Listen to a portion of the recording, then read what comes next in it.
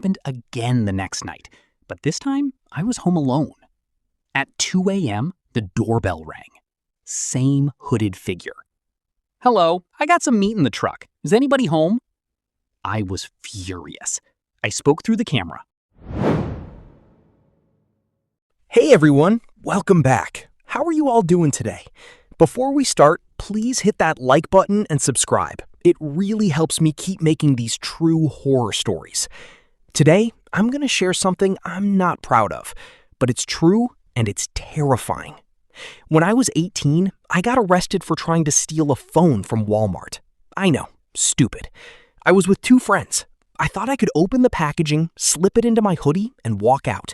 Instead, loss prevention stopped me before I even reached the exit. Within an hour, I was in the back of a police car, hands cuffed. It was a Friday night. I thought my parents would come get me, but I was told I'd spend the weekend in county because court wasn't open until Monday. That's when my stomach twisted. I had never been in real trouble before, never even suspended from school. Now, I was being walked into a local jail in an orange jumpsuit.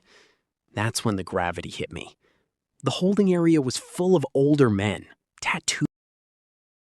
Later that night, I was assigned a cell. My cellmate was a man in his 40s. He said his name was Bob. At first, I was relieved. He was calm, friendly. He gave me advice on how to survive the weekend. But then he got too comfortable. He asked where I lived, if I had a girlfriend, if I still lived with my parents. He touched my shoulder. Then, my knee. I moved away. He smiled, like he knew exactly how uncomfortable he was making me. I dreaded every second the cell door was closed. I barely slept. The lights never fully went off. One time, I opened my eyes and saw Bob looking down at me from the top bunk. He said he couldn't sleep either. I didn't answer. Those 48 hours felt like a year. Finally, on Monday, I saw the judge. I was released. My dad picked me up. I didn't tell him about Bob. I just wanted to shower and forget everything. A few days later, I got a follow on Instagram from a fake-looking account. No posts, blurry profile picture. I ignored it. Later that night, I got a DM. I opened it. It was a selfie of Bob, his face close to the camera with that same little smile. The message said, "Miss you already." I blocked him, but I felt violated. He knew my real name. He found my profile, and I had no idea how. 2 days later, I came home from work. My parents were out. As I pulled into the driveway, I noticed a ratty old car parked across the street. Someone sat inside with their head down. I went inside fast and locked the door. Then I heard it. The front doorknob turning back and forth, testing if it was unlocked. Then the back doorknob did the same. I called 911. While I was on the phone, the doorbell rang. I told the operator I thought it was Bob. Police came. The car was gone. The man was gone. When I admitted I'd just been in jail, the officer's attitude changed. They weren't eager to help. One asked if I was sure I wasn't just shaken up from the weekend. I was angry, but what could I do? They left me with a report number. Then, a week later, I went to a dive bar with friends. I looked toward the far end of the bar. Bob was sitting alone. Baseball cap pulled low. Jacket. Incognito. He lifted his head and saw me looking. He smiled. I told my friends I saw a girl I didn't want to deal with. We left. I called an Uber. The next day, with my parents, we went to the precinct. This time, they took it seriously. I showed them the Instagram message. I signed a sworn statement. I got a temporary restraining order. That's when I learned Bob wasn't even his real name. He had searched public records from the jail and found me. I never saw him again after that. But the fear stayed for years. Last summer, I briefly dated a guy who lived an hour away. On the drive to his house, I would always pass this giant building in the distance. High arching roofs, small windows, a giant cross on the roof. It looked like something from an old horror movie. I asked him what it was. He didn't know. He said it had been abandoned his whole life. After we stopped talking, I still thought about that building. I told my friend Laura about it. She was just as curious. We looked online but couldn't find much. So Laura suggested we just drive out and check it out at night. I was on the fence. I don't take risks, but Laura convinced me. A few nights later, at 1 a.m., we drove out. We put fresh batteries in our flashlights. Laura parked on the side of the road. Didn't want to pull up all the way in case there were cameras. It took us almost 10 minutes to walk to the front door. The smell of must and old wood was overwhelming. The front door opened right up. The lock wasn't latched. Inside, it became clear. This was an old prison. Cell. Laura wanted to go deeper. I was terrified. The ceiling could cave in at any second. She called me a nervous wreck. She promised just a little longer. 3 minutes later, we heard a loud crashing noise. It stopped us both. I wanted to leave. Laura tried to be rational, said something collapsed and we were hearing echoes. I gave her a look. It was time to go. We started heading back. Then Laura stopped. She whispered, "There's a person standing at the end of the room." I can't explain how unsettling that was. The person put their hands up, defensive. He said, "My name is Mike. I mean no harm." Laura asked why he was there. He said he was a security guard. His job was to detain people who broke in and call the police. He seemed confident, smooth answers. But Laura leaned over and whispered, "I don't trust this guy." Mike said he'd escort us out with a warning. We thanked him. Then he said he couldn't let us leave the way we came. The ceiling had caved in. He'd take us through a back route. We followed him deeper into the building. It felt like we were going the wrong way. Every time we asked where we were going, he just said, "Don't worry, we're almost there." Then we reached a long, narrow hallway. So narrow we couldn't walk side by side. At the end was a door. He opened it. A dark staircase leading down. So dark we couldn't see the bottom. Instead of leading, he moved to the side and said, "After you."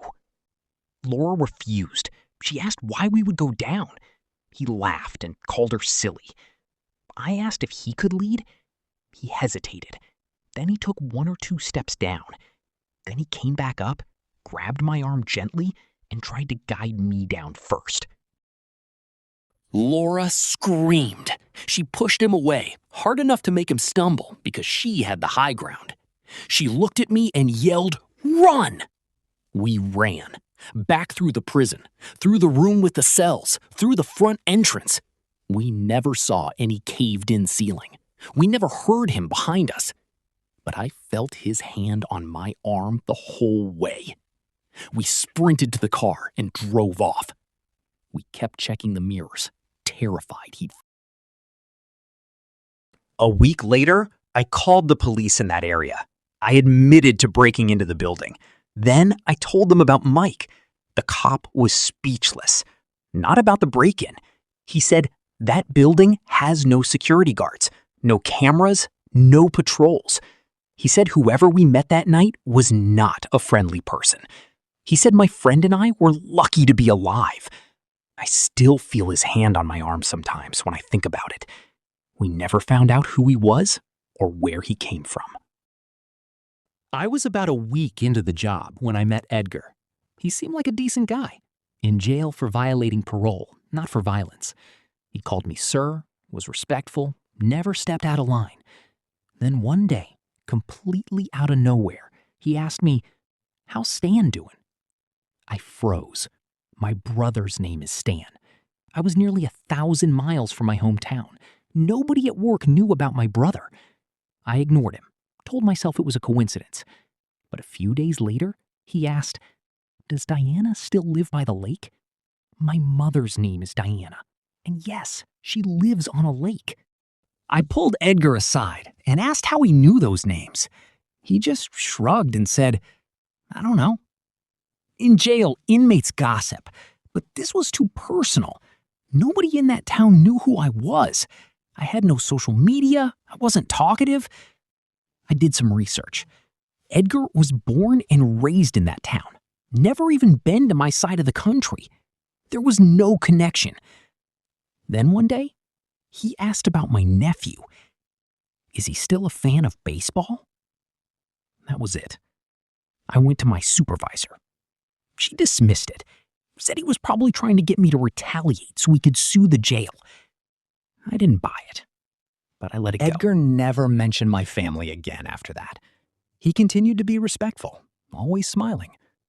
Not long after, he was released. On his way out, he said goodbye to me, then added, "Maybe I'll see you around." The way he smiled when he said it made my stomach turn. I tried to forget about him. A few months passed. I was dating someone new. I stayed at her place some nights. Then one morning, I got a notification from my Ring camera at my house. Someone rang the bell. They stood there completely still, then rang again. A soft voice said, "You home?" I wasn't. The next night, I was at my girlfriend's place again. A little after 2 a.m., my phone alerted me. Someone at my door. I pulled up the feed. Nobody there. Just a tripped sensor. It happened again the next night, but this time I was home alone. At 2 a.m., the doorbell rang. Same hooded figure. "Hello, I got some meat in the truck. Is anybody home?" I was furious. I spoke through the camera. "I'm law enforcement. Get off my property or I'm calling the police." He didn't move. Then he lifted his head slightly. A huge smile. I recognized him immediately. It was Edgar. Edgar didn't run. He slowly turned around and walked away. I watched him on camera. He didn't get into a truck. He just kept walking into the night. I called my brother Stan the next day, sent him Edgar's photo. Stan had no idea who he was. I dug deeper into Edgar's file. No known family, no previous addresses. When his parole officer checked his current address, he wasn't there. About a month later, I was at my girlfriend's house again. At 10:30 p.m., someone rang her doorbell. I answered. Nobody there. But down the street, a figure walked away. Same size as Edgar. Too dark to be sure. I shouted. He didn't react. He just kept walking. I never found out what happened to Edgar. He fell off the face of the earth. But to this day, I don't know how he knew my brother's name, my mother's name, where she lived, or my nephew's hobby. I don't know how he found my house. And if that was him at my girlfriend's door, I don't know how he found her house either. I still look over my shoulder. I still don't sleep well. The hope that he's in jail somewhere is the only thing that helps me not dwell on it.